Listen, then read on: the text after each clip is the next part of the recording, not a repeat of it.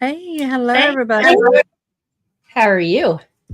I'm doing fine. It's been not too bad of a day for a Monday. So, and welcome to everybody to Within the Cauldron to this afternoon podcast.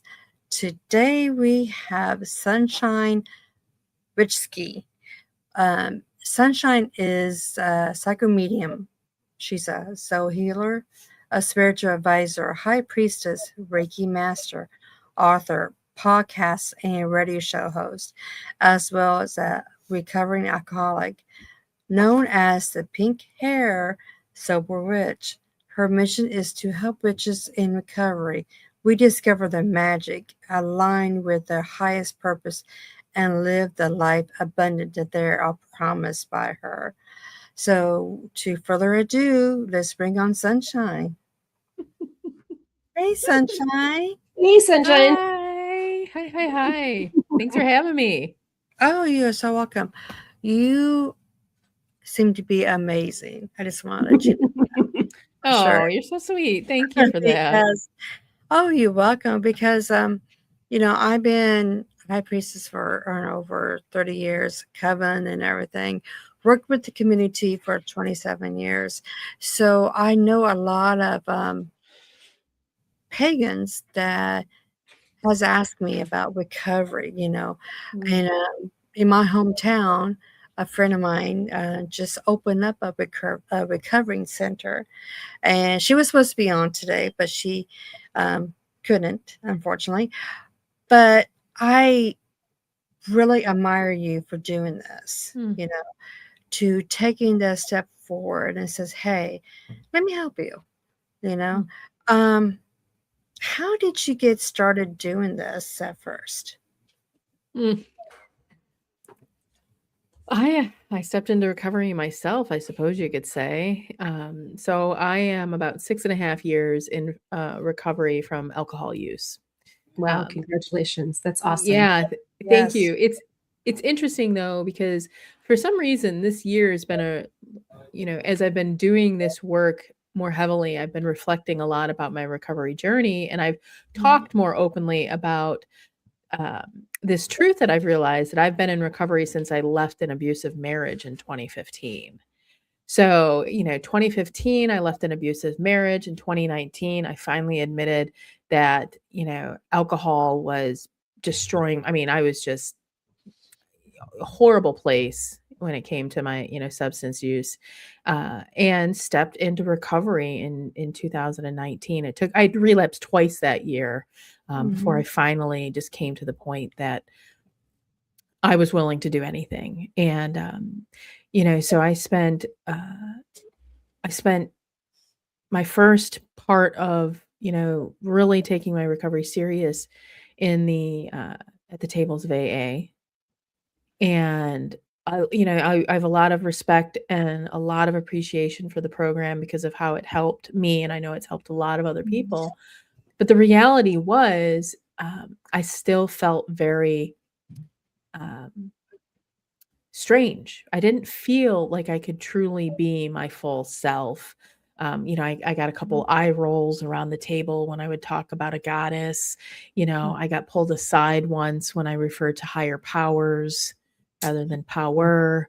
And so it was a very strange and unusual experience. And I spent it, I had a year in recovery. I was still with a therapist at the time, and we kind of took a look back and said, how did I do this? And I'd realized that at that point, even though I incorporated some of the things that I'd learned in this 12-step program, I'd put a witchy flair to every bit and piece of it, right? Every bit and piece of it. Like it was just different. And so I spent my second year writing all of it down. I wrote it into a book. Spirit said, it's not right. Now's not the time to publish yet. And I realize now why, because the amount of energy that I have had to spend, I have been blessed and given the opportunity to spend to focus on this needed more than I had to give at that time. But 2 years ago, I left a corporate job. I'd worked corporate most of my life, thinking I was going to be, focusing on my professional, like psychic medium, work and like teaching some things. And about a month in, after realizing how burnt out I was of doing all the professional psychic stuff and working this corporate job for 3 years,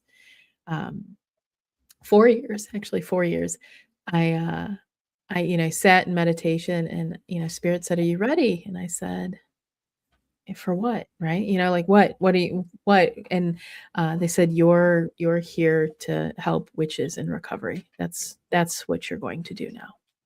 It's awesome. And, yeah. So, I say that's a long story to say, like, how did I get here? I had to recognize and help myself and realize that there was a need that was out there. And that's what brought me here. Yeah. Wow. That's amazing. I mean, it really is. And you're paying it forward. Have you ever thought about that? You're paying it forward. That God's helped you, and now you're helping someone else. And that's one thing I love to do. I love to pay everything forward that I get blessed on. So. Well, I get often, obviously, this podcast, people are going to be more familiar with witches, but I'm on a lot of podcasts and I get asked, like, what do you mean by witch? Right. And so I describe a witch as having like kind of like 3 main beliefs. It's a belief in the practice of the psychic arts, the belief in the practice of magic and ritual, and then the belief in the practice of that we are here to be of service to the world. Right. And so, yes, I find so many of us that walk this path are willing to give, right? Like we truly do, like whether it's raising really amazing humans, whether it's tending to the land, whether it's teaching, it doesn't matter how it shows up. But yeah, most every single one of us have it deep in our hearts to be of service to the world. Yeah. Exactly. Yeah. I love that too. Sis is over there going, yeah, I like that too. Exactly. Yeah, I get it totally. Especially like hearing you talk about, like being a psychic medium and then living in the corporate world, it's like I'm kind of in that in-between stage too now where it's like, I'm doing this. I want this to be a full-time position. But yet I'm not ready to give up my company. So yeah, it's definitely, trying to keep the scales balanced in it. And there's days where I go, I'm so burnt out. So yeah, I get it. Yes. I say I'm a recovering alcoholic, workaholic, perfectionist, and control freak. And the one thing that I tend to watch for relapses of more than anything else is the workaholism. Yeah. I'm right behind you in everything except the one, with the alcoholism. It's like I'm a workaholic, I'm a perfectionist. I drive my husband up the wall. So yeah. My speculation is there's probably some energetic of addiction that runs in your family. Oh, I'm sure there is. Yep. I wouldn't be surprised. How would one get started on your recovery courses? Kind of take us step by step on, for those of us who really needs it, what's the first steps that we can do? I think one of the first steps is we've had this going for 2 years, which is our recovery circles. That to me is like one of the best and most beautiful kind of open doors into the space. We right now have them available on Monday evenings at 7 p.m. I'll be heading out after dinner and hosting tonight's, and Fridays at noon Eastern is the other. So that's 2. My goal is to get 3 more by the end of the year on different days and different times, because the more we have, the more that we can help. But that's usually the very first step. And all that does, addiction does this horribly good job of isolating us. It makes us think that we're alone. It pulls us, it hides us in corners, it takes us, into our house. And so this really brings you into a space where you're in community. You see other witches, you see other people that are struggling, have struggled, have found a way. And like one of the most beautiful things that I hear in this space is I don't feel alone anymore. Like I don't feel, because here's the reality. So many of us that practice witchcraft, just from that fact, feel like we're alone, right? Exactly. We're ostracized often in our families. We're ostracized in our communities, right? Maybe we find a good coven and then, bless a coven. But even then, if you've got somebody in the mix that has addiction in their, in their energetic, that's a slippery slope to be in, right? Right. Exactly. That to me is one of the biggest. Now, I do know, Chrissy, that sometimes that is even scary. That is even scary, is to show up to the recovery circle. And so I have the podcast to listen to. I have a radio show that you can listen to. I write everything, I've got blogs. So get out there and start reading the stuff, right? Start listening and seeing, we are all special and unique individuals, but we are not alone. Exactly. Right? I love that too. I love that because it's difficult, when you are like, even with me, I'm a psychic medium and, an elemental fire witch, so, even within like the paranormal world, I'm less likely to talk about the witchcraft. It's not as acceptable, unfortunately, in the paranormal aspects, as opposed to where the witchcraft and paranormal, they accept everything, Yeah. So yeah, it's very true. Well, I love that you brought that up. Do you go by medium red? You can call me Red. Call me Colleen. Most people call me Red. That's why I'm medium red. So it took me in my own recovery journey, even though I've identified as a witch since I was 16 years old. It took me up until that point to really be, till Spirit said, like, you have to. Now I would teeter. I would let little whispers out. The people that were closest to me knew, but I know exactly what you're talking about. I worked the professional psychic medium circuit here in the Midwest, and for the longest I was Sunshine, the pink-haired psychic medium. That's it. That's fine. And then at some point I switched it and I literally would put witch. I had people that would refuse to come up to my booth. Same service I'm providing. Right. No different. Right. People that would refuse to come up to my booth just because I had the word. Yeah. Now, how many of them came up because I had the word? Right. That's what mattered. Yeah. Right. Yeah. That is actually a much greater population than the other. So yes, totally agree with you on that one. 100%. Yep.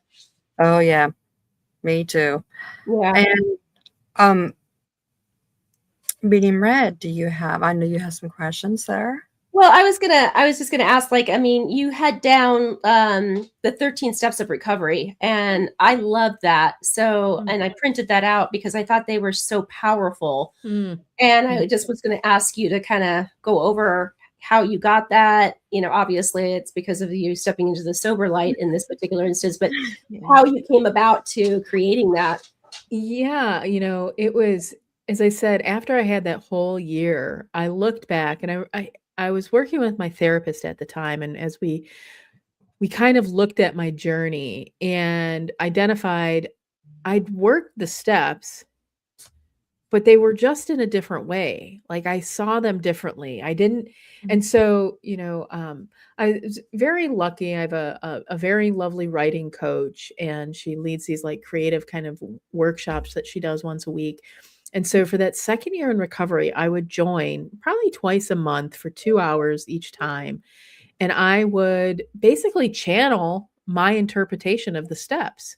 Right. I have a hard time writing. Like sitting there and typing is a challenge for me because literally a spirit is talking to you. Good luck having your fingers try to keep up. Exactly. Right. It's hard enough to use a pen.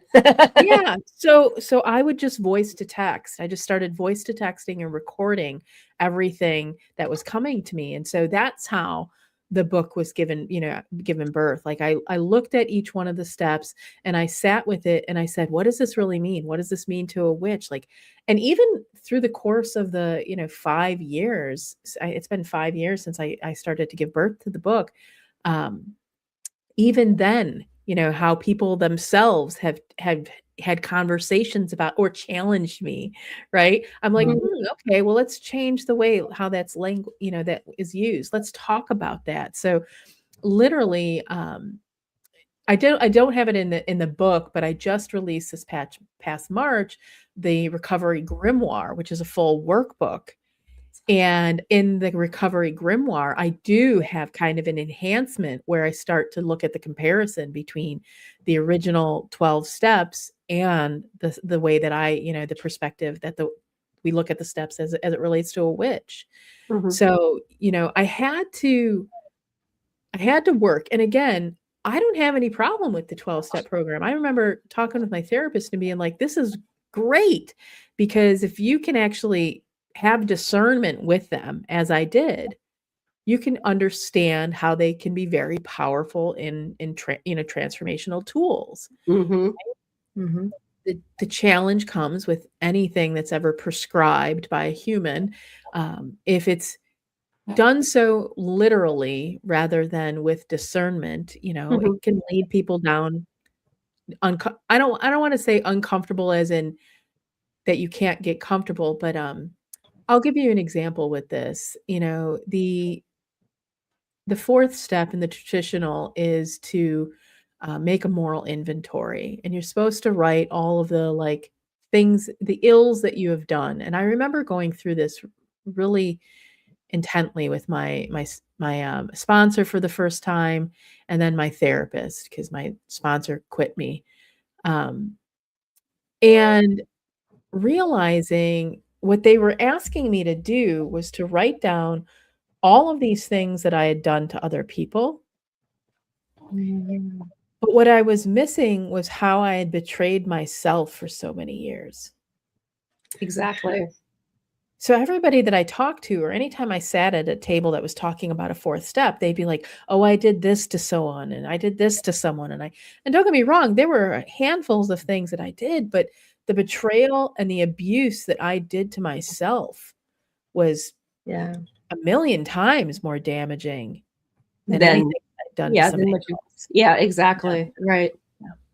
Yep. Well, I absolutely love them. I love the embrace the powerless and seek change, trust in the divine guidance, align with the universal flow, engage in shadow work, release burdens in the community, invoke magic for liberation, craft daily rituals for blessings, make amends. I love this one. Make amends with sacred lists. That's powerful too. Yeah. Offer intentional spell work for healing, sustain growth with ongoing shadow, connect with guides for clarity, celebrate and support others. That's very, very, very, very important. And I love the 13th, and I'm a 13th person, so I love the number 13. So it's awesome.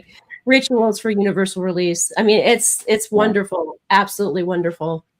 I don't know if you are familiar with the 12-step program or any of your listeners, but there's a very intentional reason I did the 13 is in a traditional 12-step program, when they refer to a 13th step, they refer to a predatory approach. It's meant as a very derogatory term. When somebody is 13th stepping someone, they are preying on an old timer is preying on a newcomer. And I remember sitting around the tables and finding this out for the first time, and I was so horrified and so offended. Yeah. Yeah. So when I sat down to write it and I got to the 12th step and I heard and Spirit said, well, let's write the 13th. Yeah. I said, okay, here we go. Love it. I know, That's awesome. I know when I got your book and first, was reading this, and I was like, oh my gosh, this is what I just did actually about probably 6 months ago. I called people up that I knew, and said, hey, if I ever did anything wrong with you, I'm so sorry, I didn't mean to, and it was nice to kind of get it off your chest, to know if you did or didn't, but even just that thought that you could have done something to somebody that could have changed the way they was thinking of you or of life, you know. Um, that can be a scary thought, really, if you really think about it, So it's always nice to tell people that. The scary part in it is that when we sit in that place of like wondering whether or not we have, or being concerned, what we also are often doing ourselves is lashing ourselves with shame and guilt. Mm-hmm. Right. And so that's where the suffering comes in. That's where we really start to have like the pain. Right. And it's hard. Like there's a beautiful thing in telling somebody, I think I screwed up. I think I may have hurt you. But the reality of that too, and they tell you this in 12 step, is we don't know whether or not I'll put it to you this way. I'm not even going to tell. For me, there becomes a selfishness in it sometimes. I have to make amends to you, right? So that I know that I don't carry this shame and guilt anymore. Right? You don't know where somebody is at in their life all the time. Right.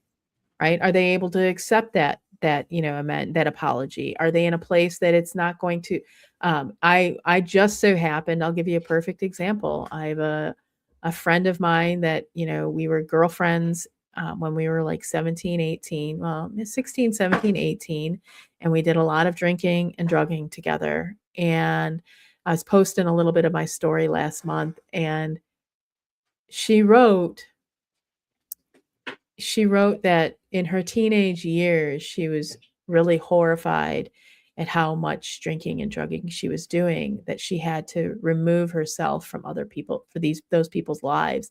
And she doesn't say this, but I know she meant me. Oh, wow. I know she meant me. And, I said in that response, like, I don't know if I would have ever been okay to have heard that level of conversation. Like if she would have came to me after she got sober and said, I'm sorry, but, I put you in bad situations. I never should have taken you to some of those places and those houses. I would have been like, what are you talking about? I wouldn't have been in a place to receive it. There's just no way. Right. Right.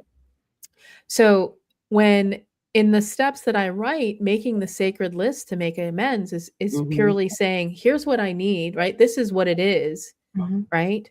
Right. I understand what impact that I may have had on the universe, right? I may understand what it is that I have done or how I might have offended.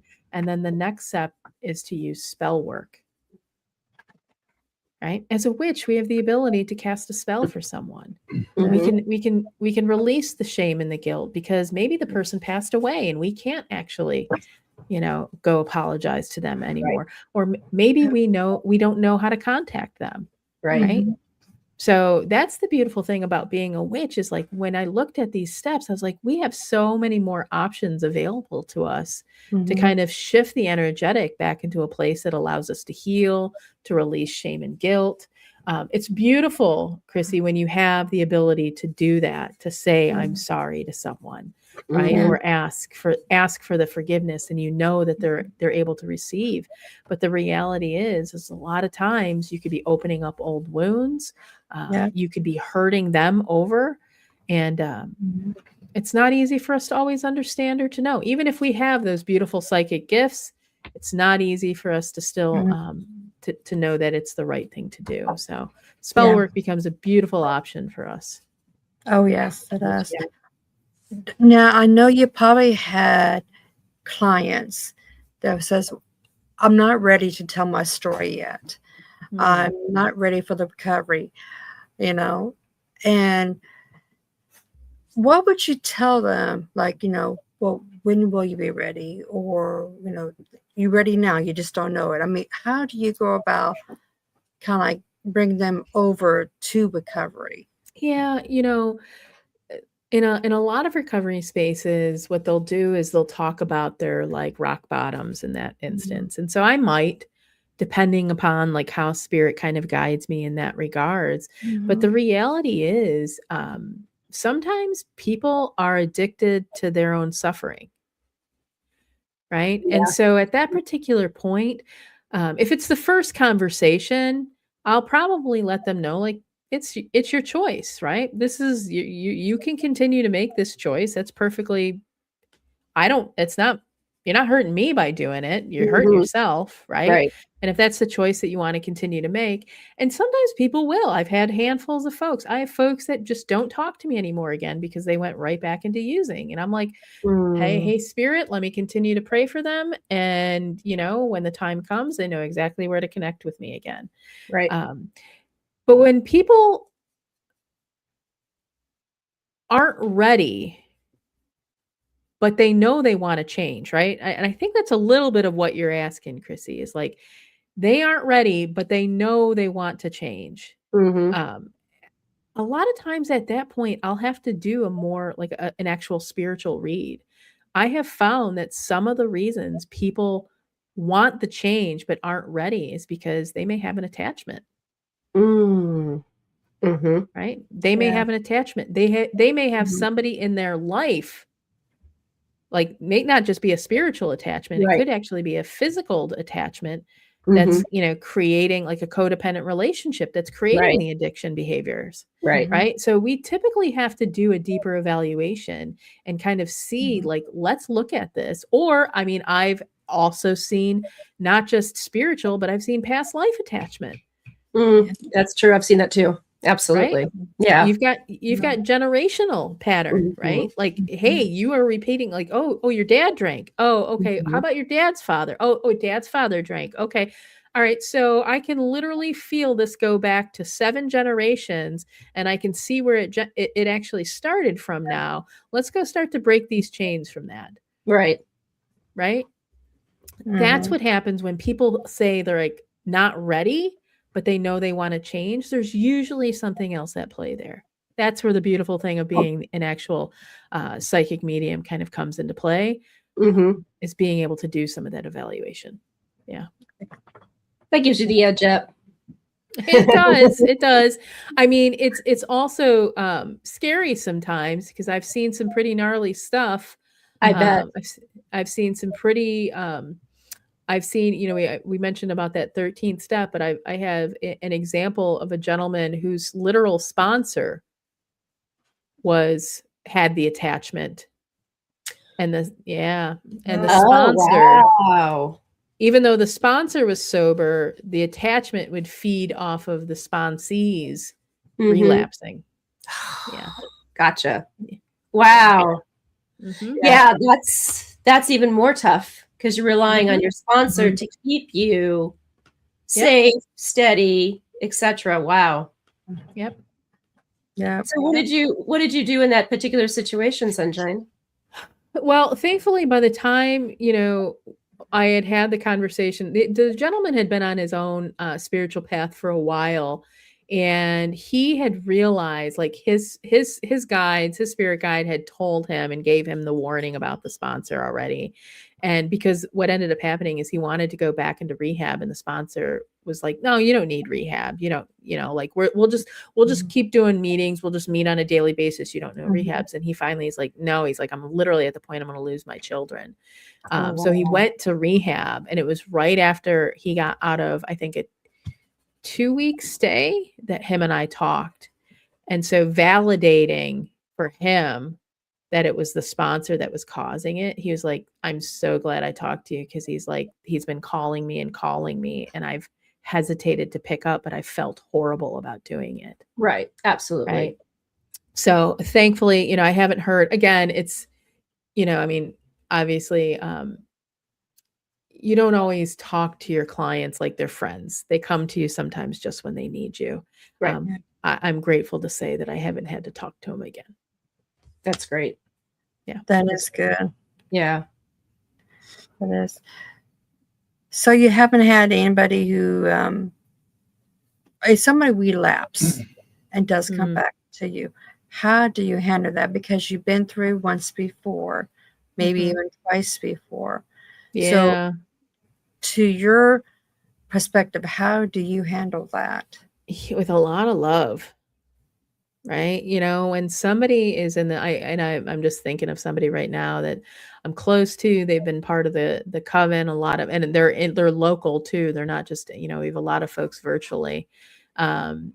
And they are struggling, and they've relapsed a couple of times. And every time I just love them. That's all I can do. I can't fault them. I typically will check in and say, like, what are you doing? Like, what steps are you taking? What actions are you taking? Right? If we want something to change in our life, then we can't keep doing the same thing. It doesn't bring us changes. It's like, okay, so let's take a look. What did you try this last time, and why didn't it stick? All right, well, let's try something new. What's something new you could try this time? So that's really the best approach. I mean, alcohol and drug addiction does lead a lot of people down a slow path of suicide, right? I mean, there's no other way to look at it besides that. And that's a very, sad reality of the work that I do. I've lost I lost a partner. I had a gentleman that I was with for 5.5 years. And, he no longer walks this earth. And it breaks my heart to know that that's the path that some of these folks go down. But that's all you can do is just keep loving them, right? And not in a codependent enabling way, but in a way that says, like, what are you going to do for yourself? Let me not judge you. Let me hold a space that's going to continue to love you, and regardless of whatever it is that you do, as long as you are willing to continue to try to make changes, I'll be here. Now, there are people that will just kind of repeatedly, you could watch again, them not want to take the accountability. And at that particular point, as a recovering addict myself, that's where boundaries come in. That's where I'm sorry, I can no longer help you, right? You're not willing to help yourself. Like, we've been down this path. Maybe I'm not the one. Maybe I'm not the one that you need to help you along on this journey anymore. And again, that's just part of what it is. I'll still love them, just love them from a distance then. How do you deal with let's see how I can phrase this. How do you deal with somebody that has an addiction, who had relapses, etc., has made some changes, but still doesn't want to, I don't want to say acknowledge it, but doesn't want to be reminded of what they've done, because they obviously feel so horrible about themselves for what they did to not only to themselves, but to, say, like a spouse or partner in this particular situation. How do you deal with that? Yeah, I think I understand. And I will tell you, as a witch, the way that we continue down our path of recovery, right? Not just stay sober, but we have to be willing to face our shadows. So the question that you're really asking is, what do I do when somebody is avoiding facing their shadows? Right. Right? But yet they're still walking the path of recovery, but they don't want to be reminded of it. They're sober. They're sober. But I truly believe if you are continuing to avoid your shadows, you've just transferred one addiction to another.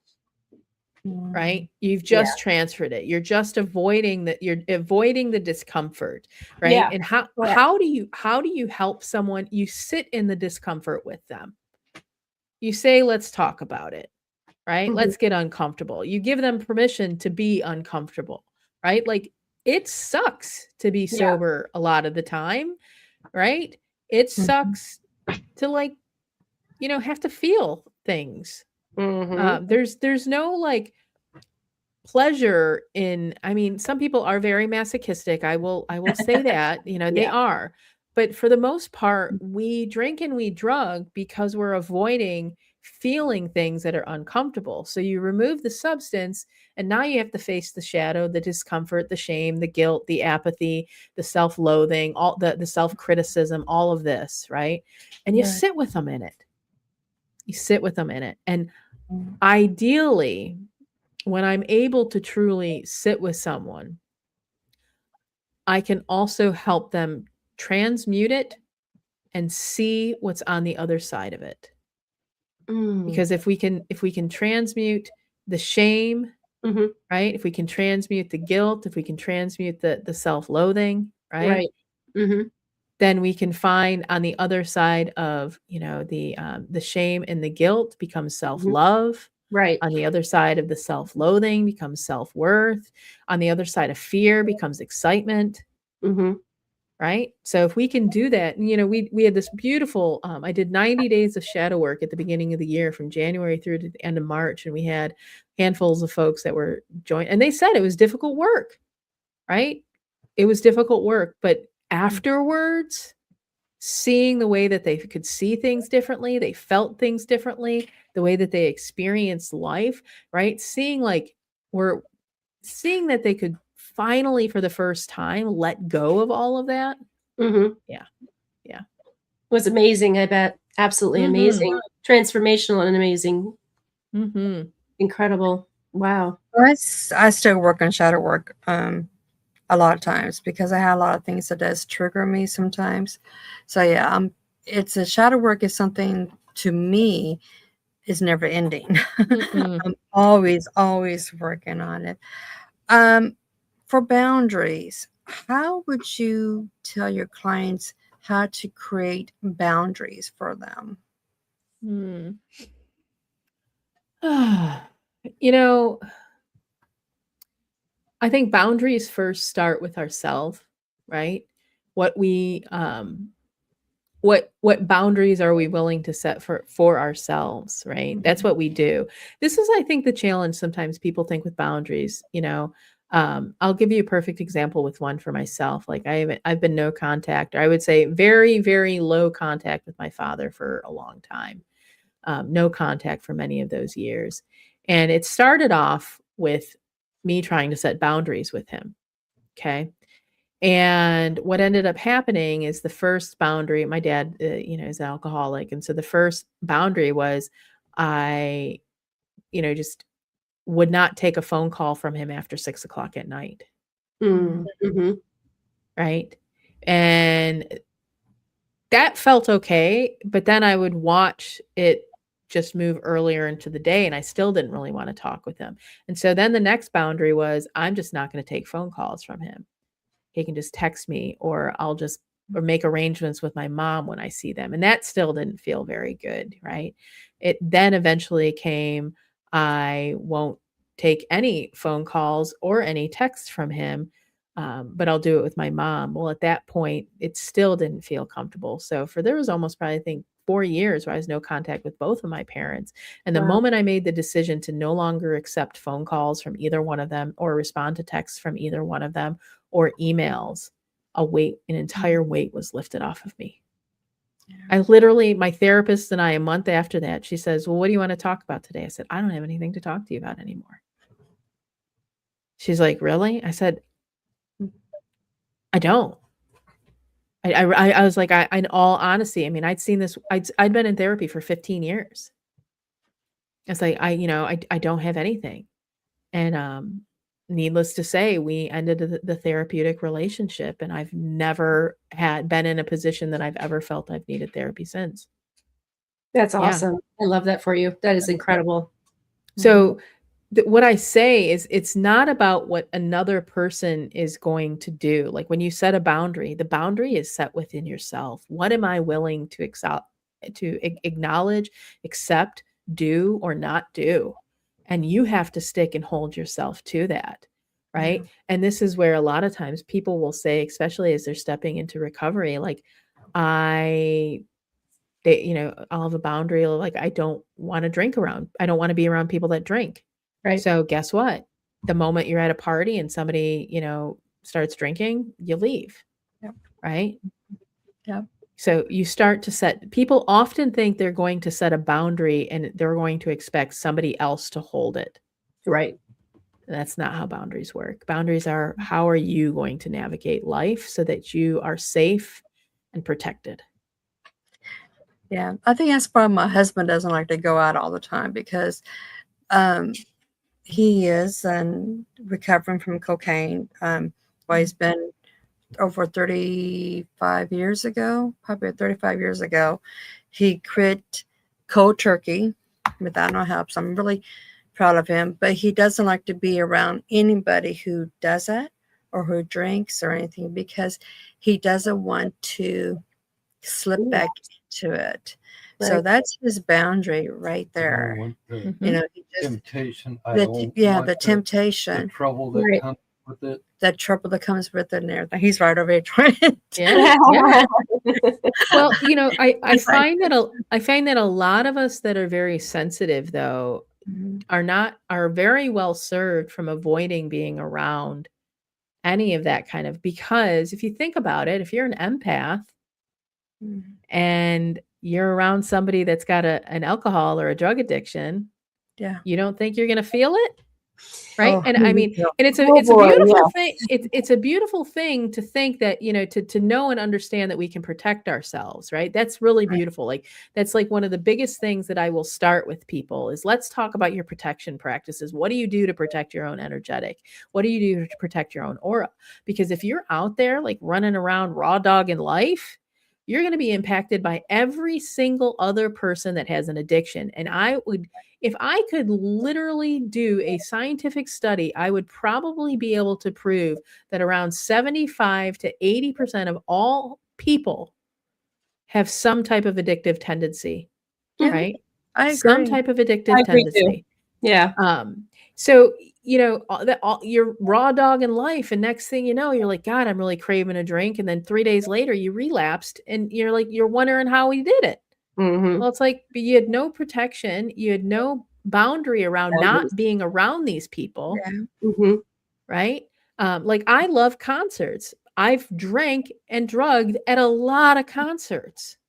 So I will go to them still, but I mean, I am like a whole thing, like all the jewelry's on, Archangel Michael can protect me. Nobody's allowed in my space. The clothes are, the clothes that I wear, everything. Yeah. And while I'm there, if I literally notice something that's not going right, like my partner and I are both in recovery, and this was like, gosh, I don't know, maybe 3 years ago, we went and saw an artist that we really, really loved and adored. The concert was incredible, but there was the one guy, the one guy that shows up at every other concert, and it's the same one, and he's like drunk, sloppy, and his drinks all over the place. Yeah, we ended up leaving early because of it. Right? It's terrible. It sucked. But it was the right thing to do, because if not, who knows? Right. Yeah. Yeah, I'm aware of that. Do you go through that when you go to concerts? Can I what? No, she asked me because my husband's in the concert business. And obviously the question I asked you earlier is in relationship to him, because again, very similar situation as to what Chrissy and Chris are experiencing. I experienced the same thing. So, again, my husband did quit cold turkey as well. It was given to him as a decision of whether it is me or the drugs. Mm-hmm. He did choose me. So he did do. I mean, it's been a long journey, a long path. And as an empath, as you know, I did that, that building totally affected me. Like, I had Spanish flu on Saturday night. The same thing occurs to me when I'm dealing with him when he was high. And I was dealing with two versions of one human. And that was the hardest on me. It was like Dr. Jekyll, Mr. Hyde. I mean, it was completely the hardest thing in the world. And unfortunately, his position and his job is in the business. So it's always something that lingers in the back of my mind.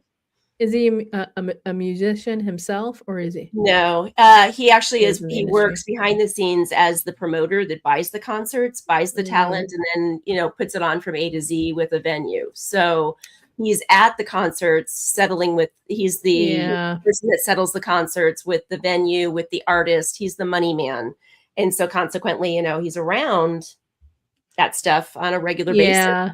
And it's very difficult to not be able to set a boundary in that case, to not go, you know?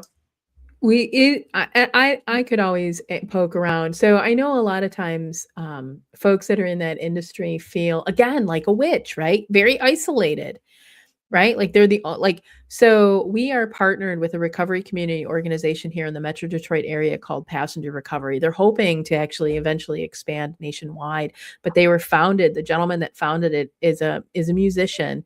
And what he realized is that there were very little sober outlets for musicians, let alone touring musicians. So here in Metro Detroit, he would find out if there's a musician coming into the area that was sober. He would go pick them up. He would take them to meetings. He would set up a green room. Sometimes he'd let them sleep on their couch, right? Just to make sure that and so he has created a nonprofit called Passenger Recovery, and their whole mission is with around recovery, around the creative and arts.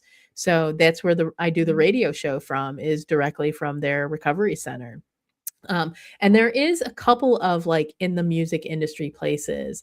I'll just say this, just because I know if you ask that question, you do have some concerns. Like as a witch, you pray for him to have the courage to take steps to continuing. That's like the biggest thing. Do any magic, do any spell work around courage, because it takes a lot of courage to face our addiction first. Right. And then it takes a whole nother dose of courage to realize that we do not have to be alone while we're doing it. Mm-hmm. Exactly. Right. Mm-hmm. Yeah. I mean, it is a concern. It's still a concern, you know, and I it's hard being on the other side, you know, when you're watching your loved one go through it. Chrissy knows exactly. And I mean, you know, as well, obviously, it's very difficult to watch them go through that. It was a long, I mean, the unfortunate part about it was I wasn't aware of it until 2022 or 3. And it had been going on for a while, unfortunately. Yeah. And the catalyst, we got down to the crux of it. We figured out what the crux of it was. And it was, and not to diminish it in any way, but, you know, COVID hit. It was 2020. Obviously, we were all having to be inside and not, you know, or quarantined. Unfortunately, his mother had passed at the beginning of 2020. That was a huge blow. And his sister had died. I think she had died maybe 4 months prior to his mother. So you have those 3 catalysts that are, you know, it was Pandora's box. It just opened up. Oh, I got sober in October of 2019, and I think Spirit and the universe did this, because if I had not, I would not be alive today. Right. Yeah, not with 2020, because I mean, 2020 just encouraged a lot more, you know, drinking, a lot more drugging, everything put together. I mean, the boundaries were out the door because we just did not know whether we were going to live the next day or not, basically. So that was, the journey was quite interesting, quite hard. Well, even in the pagan community, because we was in there for 27 years organizing events and everything, where you have, you know, people come up to you because they praise you for doing an event. You know, they thank you. They're so happy that you got a guest author, workshops, you know, etc. And you can tell from the way they act that they really do need to be in some kind of recovery. But you can't just come out and says, "Oh, dude, you need to go to recovery." Right. You know? Sunshine, do you have any advice? I don't do events anymore. I do podcasts instead. But do you have any advice for anybody who's in the limelight of the community and faces these issues?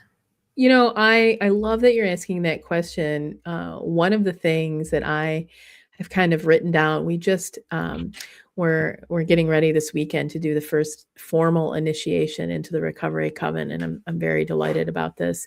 But we all kind of wrote like our where we want to be in 3 years. And one of the things that I wrote is I want people to feel free to reach out to me. Come, like, talk to me.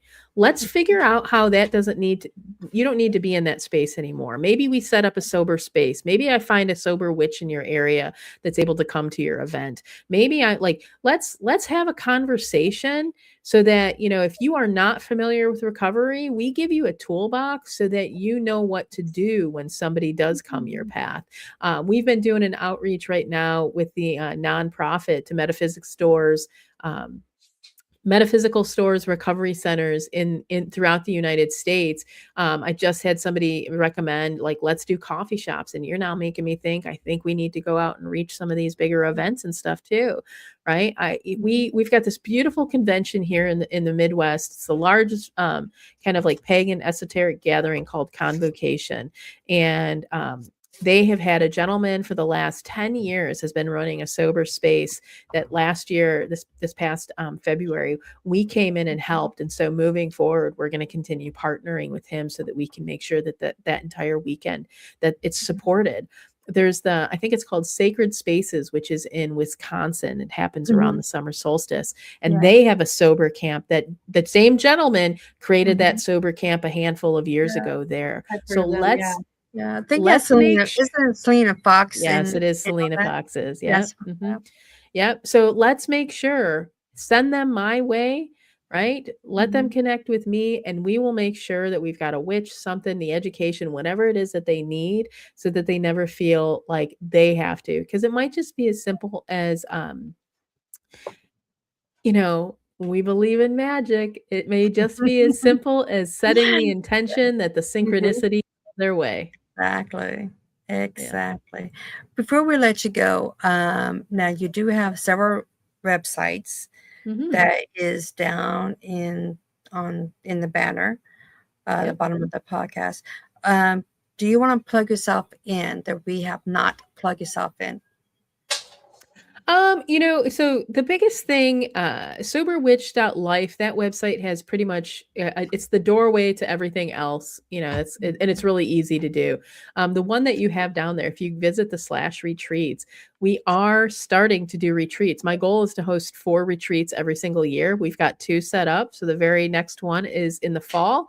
It's October. We call it Sober Witch Camp. It's a weekend all around play.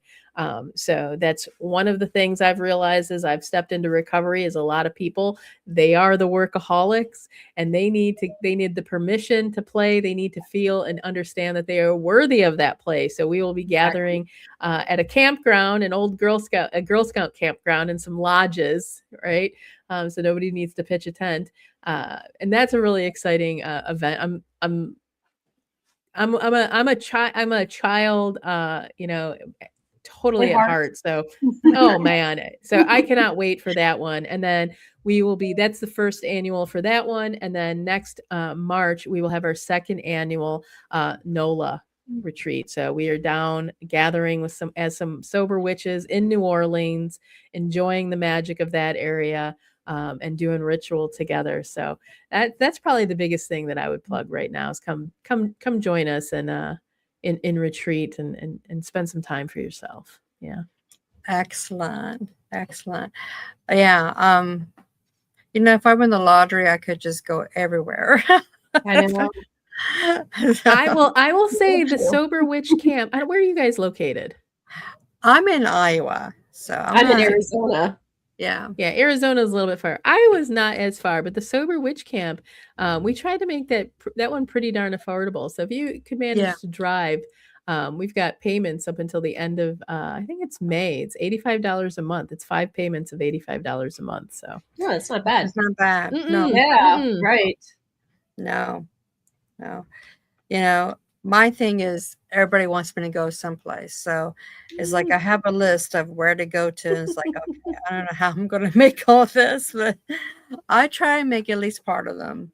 So. Well, Spirit will take you exactly where you need to be. Exactly. That's very true. I believe in that. Yeah. Well, sis, you got any more questions before we? I'm good. Yeah, this was absolutely so enlightening and so important. And I love that we had you on. So thank you so much. Oh, Sandra. thank you so much for having And me. Yeah, it's my it's so pleasure. good because this is mental health month too, as well. It sure So is. it's a really good combination. So, Yeah. but I just want to say thank you for coming on. Thank you for everything you do. You're amazing. Thank you. And for anybody in the audience, please, go back on this podcast, look at it. Go to Sunshine's podcast. If you need that help, there's help out there. Don't think there isn't. There is help out there. So, but until next time, sunshine, just stay on for a little bit when we end the podcast.